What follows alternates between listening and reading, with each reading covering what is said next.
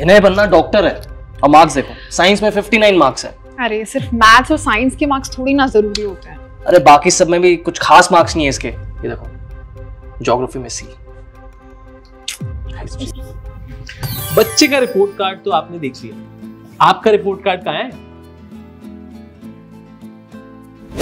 कहाँ है आपका रिपोर्ट कार्ड? कौन सा रिपोर्ट कार्ड?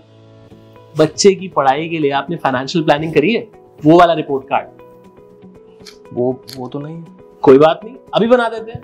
एक बात बताइए, बच्चे की एजुकेशनल प्लानिंग के लिए आपने कुछ सेविंग करी है?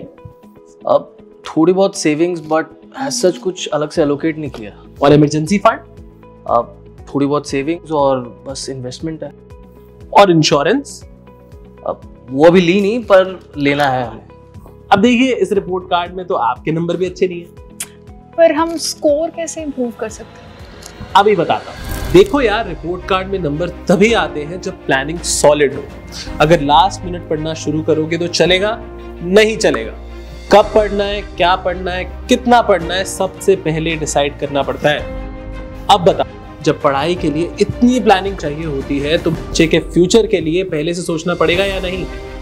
15 से 20 साल बाद आपका बच्चा IIT जाए या हार्वर्ड जाए या स्टार्टअप शुरू करे, जो भी करे सपना उसका होगा, मेहनत उसकी होगी, पर उस सपने का ग्राउंड वर्क आपको आज से ही शुरू करना पड़ेगा। चलो थोड़ा डिटेल में बात करते हैं। सोचो, बच्चे का फ्यूचर का खर्चा एक्चुअल में कितना हो सकता है?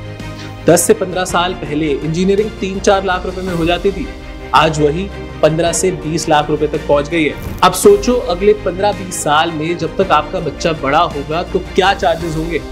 चलो एक बार मिलके कैलकुलेट करते हैं, वरना कहीं ऐसा ना हो कि सपने बड़े हो लेकिन बजट छोटा पड़ जाए।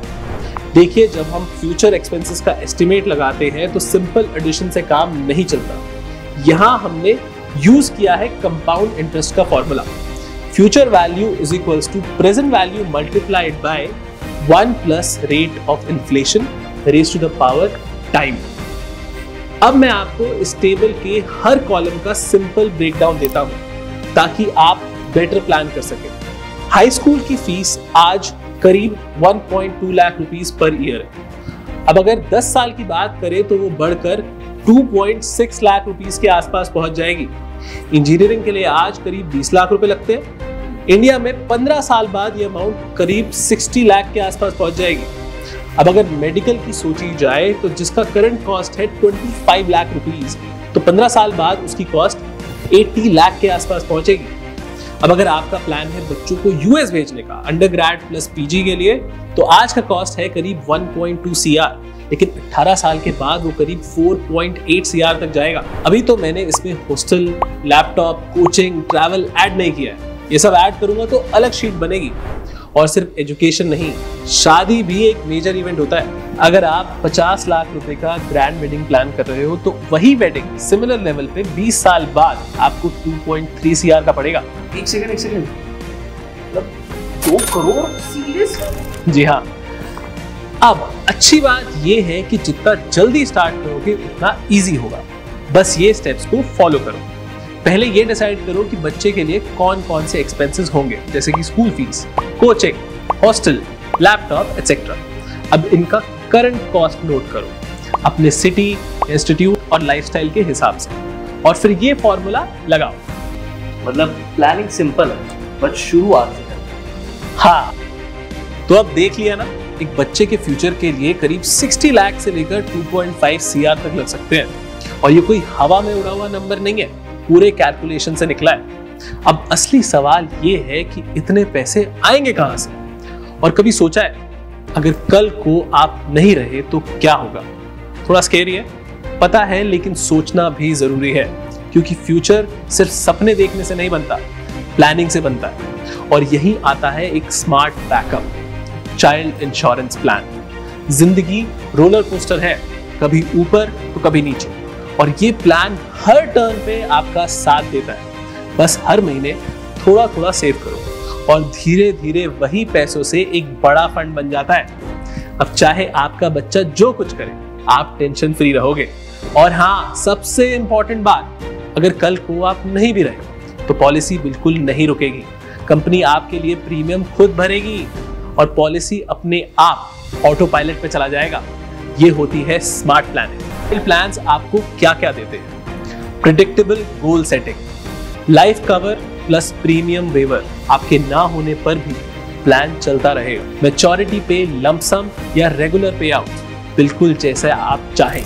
अगर आप एक रिलायबल और स्मार्ट चाइल्ड प्लान ढूंढ रहे हैं तो कैनरा HSBC लाइफ इंश्योरेंस के चाइल्ड प्लान्स कंसीडर कर सकते हैं। इनका I select guaranteed future plus आपको देता है 4 यूनिक प्लान ऑप्शंस, हर एक अलग जरूरतों के लिए।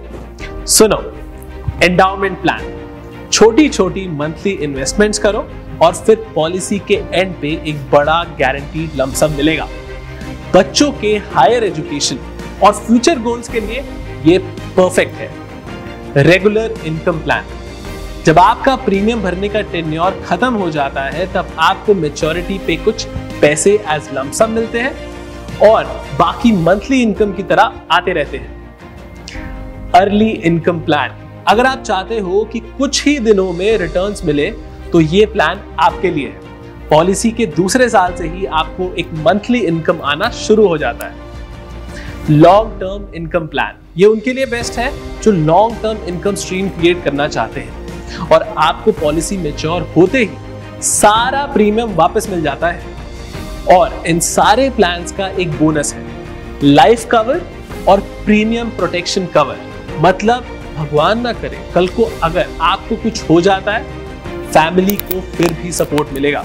तो अब फ्यूचर की प्लानिंग में टेंशन नहीं, बस कैनरा HSBC लाइफ इंश्योरेंस का I select guaranteed future plus choose करो और सपनों को कॉन्फिडेंट स्टार्ट दो।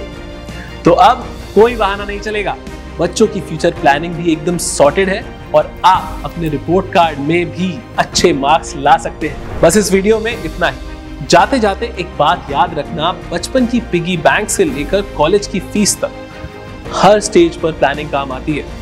आज अगर आपने एक स्मार्ट डिसीजन ले लिया तो कल आपका बच्चा सिर्फ सपने देखेगा नहीं बल्कि उनको पूरा भी करेगा। अब मैं आपसे मिलूंगा अगली वीडियो में, लेकिन आप हमें कमेंट में जरूर बताइए कि आप अगला वीडियो किस टॉपिक पर देखना चाहते हो और हम value and information pack video आपके लिए बहुत जल्द लेकर आएंगे। इसलिए चैनल को सब्सक्राइब करना मत भूलिएगा। मिलते हैं अगली वीडियो में। Bye bye. Canara HSBC life insurance, promises का पार्टनर।